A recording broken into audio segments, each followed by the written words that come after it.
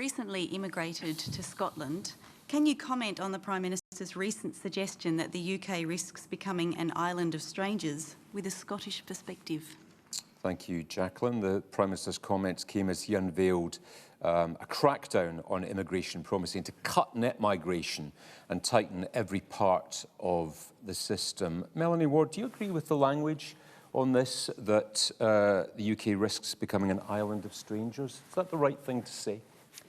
Well, my experience of this is that both locally here in Fife, in my constituency, and across the whole country, it's actually the kindness of strangers that underpins so many of our day-to-day actions, whether that's in the NHS or in care homes. It is often those interactions between total strangers which underpin our communities. And I think we have to look at actually the detail of what the Prime Minister was saying this week. And that is a recognition that lots of people across our country feel that net immigration has become too high.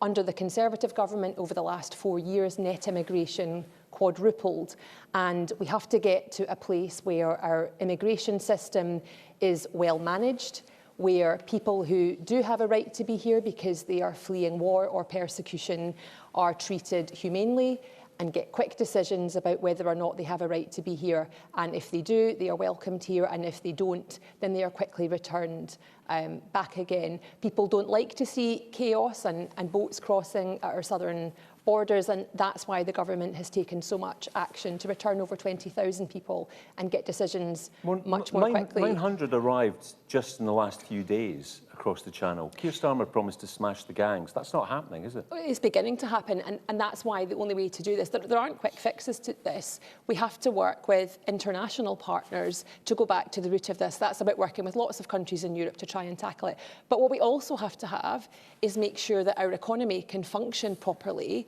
with the skilled workers and the skills that it needs.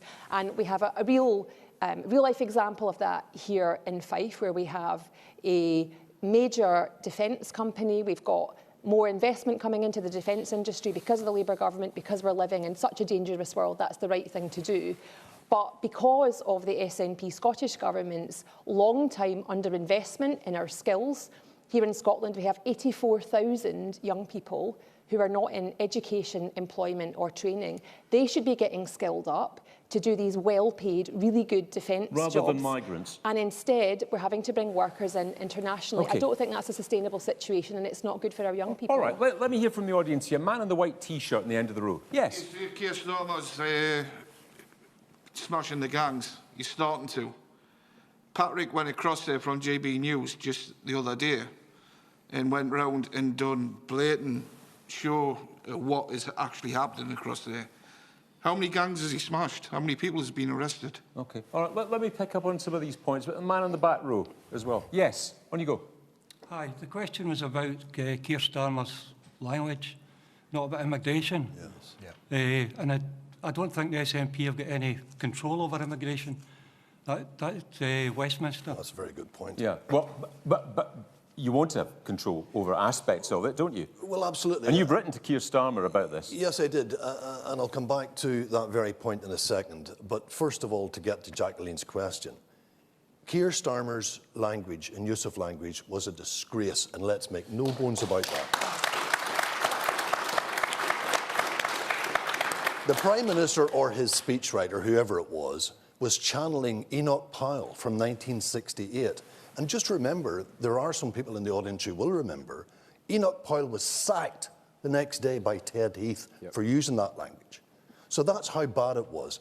Now, the other thing about this is that this is a Scottish programme. We're not speaking about the national picture here. This is Scotland. The picture in Scotland with regard to immigration is very different from other parts of these islands, because in Scotland we have a falling birth rate, we have growing numbers of older people, we have a shrinking workforce, and we must address that, and the only way to do it is through migration. Now, I want to come to Melanie's point about 84,000. The rubber hits the road at a local level in every constituency. In my constituency, there are only 1,500 people who are receiving unemployment benefit or, job seekers allowance or universal credit. 250 of them are between the ages of 18 and 24. 250. Yet in every sector, health, social care, tourism, fishing, farming, fish processing. We've got labour shortages.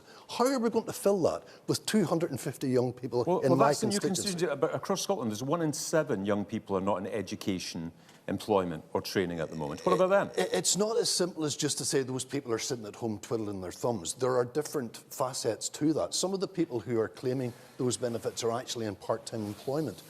I know there is a different picture across the country, but what I said still holds true. We need migrant workers to help us run the essential services and to grow the economy, Stephen. OK, let me just hear, just a second, let me hear from man in the short sleeve shirt down here. Yes. So, Travis, you say we need migrant workers, but number one, if we already have the skills, or we have had the skills here, it just so happens that all of them choose to leave Scotland. So many skilled workers have chosen to leave Scotland, whether it's to Canada, New Zealand, Australia, because they see that as being a better life. What can, for lack of a better word, what can your party do, you're running the Scottish Government, do to keep them skilled workers here to where then you don't have to rely on the chance that these migrants are going to choose to move to Scotland as opposed to England? Seamus. Yeah, I think it's a very fair point you're making, and always the grass seems greener on the other side. But this is a land of opportunity too. And to come back to that point about what the SNP can do about this, we asked recently in a debate in the House of Commons for a Scottish visa, or for powers to be devolved to Scotland so that we could deal with this problem ourselves. Before the election, Anas Sarwar said that he supported that he was in favour of devolving powers to Scotland for immigration. And look what's happened. After the election, he's walked away. Now he says he supports Keir Starmer's position. OK, thank you. Lady with the blonde hair on the second row. Yes. With almost a third of all social care staff coming from overseas currently, how on earth are we going to solve the social care crisis if we've shut down the social care visa? And I know that we're not responsible for it in Scotland, but surely Scotland has to have a voice of what happens at Westminster level. Yeah, James Melville. I share the opinions. I think it was appalling what he said. Words matter. And Keir Starmer, there's context here, historical context. Keir Starmer has built his entire legal and also political career being pro pretty much freedom of movement, unlimited migration. And for him to have suddenly the barefaced cheek to change the narrative, and we all know why he's done it, is because he's been spooked by what happened in the local elections with the surge of reform. And it's about trust. You stick to your principles. It's OK to change your opinions if circumstances say so, but he's done it because the vote said so, but also the language he used.